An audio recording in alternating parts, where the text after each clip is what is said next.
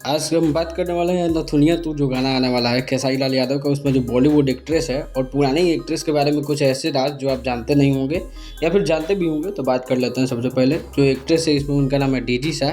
सलमान खान के काफ़ी करीब रह चुकी हैं ये, और एक समय में उनकी काफ़ी करीबी होने के कारण न्यूज़ में भी काफ़ी छाया हुआ था। ये उनकी फिल्म रेस 3 और जय हो में भी नज़र आ चुकी हैं। आप लोगों ने देखी होगी फिल्म तो आप लोगों को याद होगा। उस बात से थोड़ा उनका दूरी हुआ सलमान खान से, लेकिन अभी भी कांटेक्ट में ही है। बात कर लेते हैं नथुनिया गाने का, तो नथुनिया गाना 3 साल पहले आया था 500 प्लस मिलियन के साथ। इसमें जो एक्ट्रेस थी उनका नाम था अर्शिया अर्शी। अब गाना काफ़ी सुपर डुपर हिट हुआ था उस समय, और आज भी ये गाना सुनने को कहीं कहीं मिल ही जाता है। लेकिन उसके बाद अर्शिया अर्शी का एक इंटरव्यू आया जिसमें अरमान मलिक के एक पॉडकास्ट में इंटरव्यू कही, तो उसमें पवन सिंह और खेसारी लाल यादव पर बदतमीजी का आरोप लगा दिया था इन्होंने।